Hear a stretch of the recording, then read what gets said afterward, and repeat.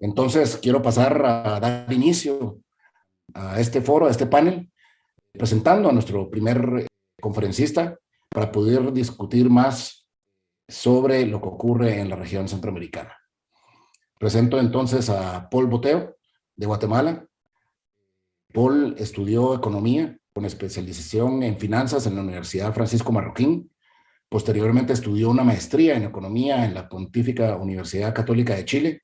Es director ejecutivo de la Fundación Libertad y Desarrollo, un tanque de pensamiento liberal ubicado en Ciudad de Guatemala. Además es catedrático universitario, escribe en el diario El Periódico como miembro de la Sociedad de Plumas Invitadas y contribuye como escritor también en The Economist Intelligence Unit. Recientemente publicó el ensayo Sector Externo de Guatemala, 1821-2021, Avances y Desafíos en el libro Bicentenario, En Busca de la Libertad, publicado por la Universidad Francisco Marroquín. Es copresentador en el programa televisivo Razón de Estado e invitado habitual en medios de comunicación locales para análisis económicos y políticos del país. Entonces, Paul Boteo, por favor, the floor is yours. Muchísimas gracias, Juan Pablo. También, Eneas, muchas gracias por la invitación para poder participar en esta actividad que realmente resulta bastante interesante por todo lo que podemos aprender de cada uno de los países. Cada uno es especialista en los distintos países que está analizando, así que creo que está siendo bastante fructífera la tarde. Quisiera pedir la autorización para poder compartir, porque tengo una presentación para poder guiar estos 20 minutos que tengo. Voy a tratar de poder respetar el tiempo que tengo, que son 20 minutos. Bien, la presentación que tengo para hoy, pues parte de algunos datos macroeconómicos. En primer lugar, en el caso de Guatemala, hemos tenido una recuperación bastante robusta en el 2021, así que voy a comenzar hablando un poco del contexto que hemos vivido durante el 2021 para hacer algunas proyecciones en el 2022. Lo cierto es que este es el índice mensual de actividad económica, que es, digamos, una variable proxy de lo que sucede con el Producto Interno Bruto del país. Y aquí yo he marcado 3 puntos que ustedes pueden ver. Y básicamente este es el último dato que tenemos al mes de octubre de 2021. Y estos círculos que ustedes ven acá es a octubre del 2020, perdón, y a octubre del 2019. Si ustedes se dan cuenta, básicamente lo que nos dice esto es que al mes de octubre de este año, la economía de Guatemala se encontraba 4.4% por arriba de octubre del 2020. Eso pues no es gran noticia porque nos estamos comparando con un año que cayó, pero lo interesante es que está 7.3% por arriba de 2019. Y eso lo que nos dice, lo que nos sugiere es que la economía de Guatemala ya logró sobrepasar los niveles que se tenían previo a la pandemia. Nosotros en Guatemala caímos en el 2020 tan solo 1.5%, es lo que cayó nuestra economía, una de las economías que menos cayó en América Latina, y principalmente se debió a que las remesas no cayeron durante el 2020, sino que de hecho crecieron levemente, pero crecieron y sostuvieron el consumo de los hogares. Y por otra parte, nuestra canasta de productos de exportación afortunadamente tuvieron demanda durante la pandemia y no cayeron tanto. Las exportaciones, como vamos a ver, cayeron 0.6%, ni siquiera 1%. Entonces, eso nos ayudó muchísimo para que la economía se sostuviera.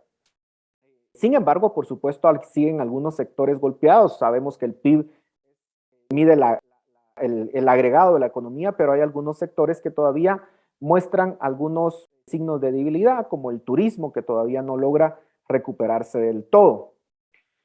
Si lo vemos en términos trimestrales, si ustedes se dan cuenta acá, lo que tenemos es que estos son los trimestres o el crecimiento trimestral de 2018, 2019, 2020 y 2021. Noten que en el segundo trimestre del 2020 la economía cayó 8.9%. Cuando sumamos los 4 trimestres, que es esta línea de acá, nos da la caída de 1.5% que ya les había mencionado recientemente. Pero lo interesante es que en el 2021 vamos a cerrar con un crecimiento de 6.4%. Este es obviamente un crecimiento positivo. Yo ahí por error tiene un signo negativo, pero en realidad es positivo. Si ustedes se dan cuenta, en el segundo trimestre del 2021, la economía rebotó, por decirlo de alguna forma, 15.1%, porque se estaba comparando con este trimestre del 2020. Y luego, en el tercer trimestre y en el cuarto trimestre de este año, pues el crecimiento ya se modera un poco más, pero de todas formas vamos a cerrar el año con un crecimiento bastante fuerte. Noten que decrecimos o caímos 1.5%, pero vamos a crecer 6.4%, lo que sería el crecimiento más alto que registra el país desde los años 2007-2008. 2006-2007, perdón. Básicamente es un crecimiento extraordinario para el país que no solamente está reflejando el rebote de la economía, sino también otros factores que voy a explicar a continuación. El motor más importante de la economía de Guatemala son las remesas familiares.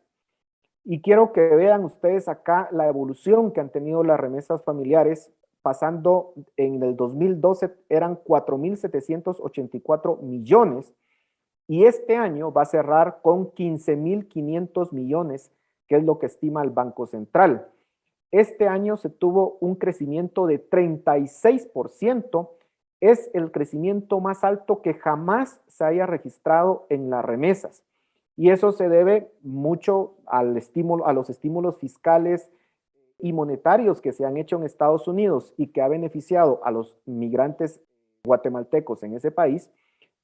Y por supuesto al hecho de que sí hemos tenido durante este año un flujo bastante importante de guatemaltecos que están llegando a tierras americanas buscando la oportunidad que lamentablemente aquí no pueden encontrar, y eso ha repercutido en que las remesas hayan aumentado. Lo interesante, como les decía, es que incluso en el 2020 las remesas crecieron 7.9%, fue parte de por qué la economía no cayó tanto, y las remesas pasarán de representar el 14.6% del PIB en 2020 a representar el 18.3% del PIB en 2021. Es decir, las remesas están creciendo de forma más acelerada de lo que están creciendo, en este caso, la economía guatemalteca. Esto lo que hace las remesas es, obviamente, impulsar el consumo privado, que en el caso de Guatemala representa el 88% del PIB. Somos una economía de consumo, básicamente. La inversión representa muy poco del total de la economía. El otro motor importante del crecimiento ha sido el comercio exterior. Se espera que las exportaciones cierren el 2021 con un crecimiento de 22% y las importaciones con un crecimiento de 44.5%. Noten que ustedes en esta gráfica pueden ver el crecimiento de las exportaciones con un colorcito anaranjado, más o menos, y las importaciones con un color rojo. Las importaciones han tenido un crecimiento importante, reflejando sobre todo el incremento de las materias primas que utiliza la industria de Guatemala. Somos sobre todo una industria de alimentos, la industria de alimentos es muy importante, y al incrementarse las materias primas, pues obviamente eso significa que los costos se incrementaron. Nosotros también somos importadores netos de gasolina, de combustibles, y eso hace también que al incrementarse los precios de los combustibles, también aumente la factura petrolera. En 2020, como decía, las exportaciones solamente cayeron 0.6% y las exportaciones, sin embargo, cayeron 8.4%. Lo que es interesante de notar también es que el crédito al sector privado ha venido creciendo ya a doble dígito. En el último dato que tenemos, que es el mes de noviembre, creció 11.7%. Noten que en el caso de Guatemala, el crédito al sector privado nunca cayó, incluso en lo más duro de la pandemia, el dato de crecimiento más bajo que se registró fue 4.5%, sobre todo porque el sector bancario le prestó al sector privado, a las empresas, para que tuvieran el flujo de efectivo tan necesario en ese momento, y eso hizo que el crédito al sector privado no cayera. Ese 11.7% de crecimiento interanual refleja sobre todo un incremento importante en el crédito al consumo. Ahora noten algo importante, y es que la cuenta corriente, en el caso de Guatemala, hemos tenido un superávit. De hecho, en cuenta corriente, esta es la cuenta corriente como porcentaje del PIB. Noten que desde el 2016 pasamos a tener una cuenta corriente positiva, y lo paradójico es que en el 2020, en plena crisis económica, tuvimos el mayor superávit en cuenta corriente de nuestra historia, que representó 5.5% del PIB. ¿A qué se debió? Bueno, al hecho de que las exportaciones, como ustedes vieron, cayeron muy poco, pero las importaciones sí cayeron más. Entonces, obviamente, pues eso hizo que cayeran más las salidas de dólares que las entradas, pero por otra parte, lo que más financia en nuestro caso la cuenta corriente son las remesas, que son obviamente registradas como una transferencia o una donación, pero que ha sido lo que financia en gran parte nuestro consumo y nuestro déficit en la balanza comercial. Para 2021-2022 se espera que siga y que continúe el superávit en cuenta corriente. Eso nos hace suponer que el tipo de cambio va a estar bastante estable. De hecho, aquí yo les muestro el tipo de cambio desde enero de 1991 hasta noviembre del 2021. Quiero que noten que la parte más dura de estos 30 años que les estoy presentando acá se vivió en los años 90, cuando el tipo de cambio pasó de 5 quetzales por $1 a 7.60 más o menos por $1. Y de ahí en adelante, noten la enorme estabilidad que ha tenido el tipo de cambio. Los momentos más duros fueron en la crisis del 2008-2009, cuando el tipo de cambio llegó a 8 quetzales con 40 centavos. Pero noten algo muy particular de nuestra economía, y es que dado que tuvimos un superávit en la cuenta corriente, el tipo de cambio durante el 2020 estuvo bastante estable, y a diferencia de lo que está ocurriendo en muchos países de América Latina, en donde están experimentando devaluaciones o depreciaciones importantes de sus monedas, en el caso nuestro, nuestra moneda se ha mantenido bastante estable, bastante sólida, y eso se lo debemos básicamente a las remesas que dan esa estabilidad del tipo de cambio al tener un flujo importante de dólares todos los años. En finanzas públicas, vean que en el 2020 tuvimos el déficit más alto de nuestra historia, de 4.9% del PIB. Yo sé que para algunos colegas latinoamericanos esto es nada, porque muchos países latinoamericanos han tenido déficits muchísimo más grandes. Afortunadamente, Guatemala se ha caracterizado por tener una sólida macroeconomía, y en el caso de las finanzas públicas, pues han sido bastante estables, bastante conservadoras, y ese 4.9% es el déficit más alto desde los años 80. En el 2021, afortunadamente, ya se consolidaron más las finanzas del Estado, un déficit de 2.3%. Lamentablemente, en el 2022 se incrementará, o se proyecta que se incrementará un poco el déficit fiscal a 2.5%. Ha contribuido muchísimo para que se reduzca el déficit fiscal el hecho de que se haya tenido una recuperación extraordinaria de la recaudación fiscal. La deuda pública total no supera el 35% del PIB, es de las más bajas de la región, afortunadamente. En el tema de la inflación, nosotros en Guatemala tenemos una banda de meta de inflación de entre 3 y 5%. Noten que de enero de 2010 a noviembre de 2021 hemos sobrepasado este límite muy pocas veces, básicamente 2011, aquí en el 2017, y por supuesto tuvimos algo en el 2020, pero lo extraño que se está comportando la inflación en estos momentos en el caso de Guatemala es que mientras que otros países están teniendo una tendencia al alza en la inflación, nosotros estamos teniendo una reducción de la inflación. Muy probablemente tenga que ver con el hecho que no hemos actualizado nuestra canasta en los últimos 10 años. Ya el Instituto de Estadística está actualizándola y posiblemente pueda reflejar de mejor forma el comportamiento de la inflación. Sin embargo, afortunadamente nosotros también hemos tenido una inflación bajo control en los últimos 20 años. La tasa de política monetaria se encuentra en 1.75, ha venido bajándose de forma consistente a través de los años, está ahorita en los momentos más bajos desde que, digamos, tenemos este instrumento de política monetaria. En conclusión, el escenario económico es positivo para 2022, mientras que América Latina sufrió una de sus peores crisis del último siglo, entre 2014 y 2019, nosotros hemos seguido creciendo. Afortunadamente, gran parte de ese crecimiento se deben, como repito, a las remesas, lamentablemente. La proyección de crecimiento para 2022 está entre 3.5 y 5.5%, menor de lo que vamos a registrar en el 2021, pero es normal que eso suceda. Las remesas regresarían a un ritmo de crecimiento más normal.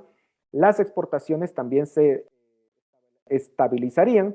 No hay riesgos de caer en crisis fiscales, monetarias o cambiarias en el 2022 o en el corto plazo. Como ya ustedes vieron, tenemos un déficit fiscal bastante conservador para los estándares latinoamericanos, también una deuda bastante conservadora y una política monetaria que afortunadamente el Banco Central de Guatemala goza de independencia y no le presta dinero al gobierno, y eso hace que nuestra inflación esté bajo control. La economía de Guatemala ha mostrado una resiliencia importante y la histórica estabilidad macroeconómica del país se mantiene, y el único riesgo significativo pues sería un contagio inflacionario de lo que está sucediendo en el resto del mundo y el aumento de las tasas de interés a nivel mundial. En términos políticos, ¿cómo podemos vislumbrar?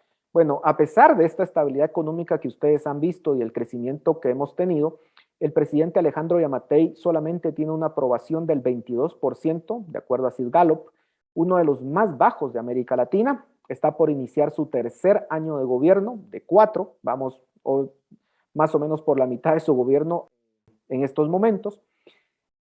Lo interesante es que a pesar de que es un presidente con baja popularidad y que de hecho tiene una minoría en el Congreso, su partido político es minoritario en el Congreso. A pesar de eso, ha logrado crear alianzas que le han permitido promover varias leyes de reactivación económica en el último año. De igual forma, logró el apoyo del Congreso para aprobar el presupuesto público de 2022, algo que no se lograba desde 2018. Nosotros habíamos venido trabajando con el mismo presupuesto que se había aprobado en el 2018, presupuesto público durante estos años. Él logró en este año lograr un nuevo presupuesto para el 2022.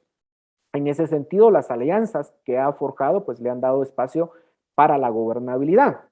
Las últimas protestas significativas en el país fueron el año pasado, en noviembre del 2020, por la aprobación del presupuesto para 2021, que fue bastante impopular por las prioridades que se planteaban y el alto déficit fiscal. De hecho,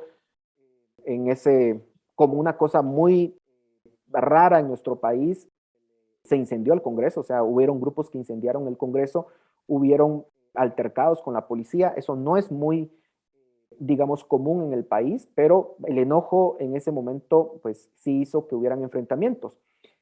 Pero desde entonces no ha habido más protestas, a pesar de la poca popularidad del Ejecutivo y la percepción de que la corrupción está fuera de control. Se han planteado casos judiciales contra medios de comunicación y algunos periodistas. Estos casos están por definirse en los tribunales, pero podrían influir en cierta forma para que se puedan autocensurar los medios de comunicación y no sean tan críticos. Eso posiblemente esté influyendo también para que, digamos, el presidente no esté tan complicado en términos de gobernabilidad. Para el 2022, salvo que sea develado un caso de corrupción muy fuerte, es poco probable que haya una fuerte crisis política el próximo año. Es un año preelectoral y en el caso de Guatemala eso significa que los partidos políticos, los diputados, los posibles candidatos comienzan ya el trabajo de proselitismo. Sin embargo, para nosotros el principal riesgo de hecho va a ser 2023, cuando muy probablemente se tengan opciones electorales extremistas, como ha sucedido en otros países de América Latina. En Guatemala, afortunadamente, la izquierda ha tenido muy malos resultados, pero en las últimas elecciones sí tuvimos de forma extraordinaria el hecho de que en conjunto los partidos de izquierda lograron más o menos un 26% de los votos dentro de las tres opciones de izquierda que habían. Eso fue algo histórico en el país, nunca había sucedido, y hay una candidata que se llama Telma Cabrera, que pues básicamente ha construido su partido político en base a grupos que roban energía eléctrica en el país, y fue una de las que obtuvo más o menos un 12% de intención de votos, un poco menos, en las elecciones pasadas, y eso asusta mucho porque nunca se había visto, junto con otros dos partidos que también son de izquierda y que podrían de alguna forma poner en aprietos al país. Esta opción que les comento, que se llama Telma Cabrera, está promoviendo bases en las áreas rurales, y eso sí les puede representar un caudal político importante en las elecciones del 2023. Me estoy pasando unos segundos, pero en conclusión, se plantea un escenario macroeconómico político estable para 2022 en el caso de Guatemala, pero insisto, los riesgos políticos más importantes podrían concretarse en las elecciones del 2023. Ya estoy en tiempo, agradezco muchísimo por la oportunidad de haber compartido estos datos con ustedes. Muy agradecido, Paul, y excelente presentación, un panorama que describes con el cual estoy totalmente de acuerdo y ajustado totalmente a la realidad nacional, y un overview muy completo sobre lo que ocurre en el país.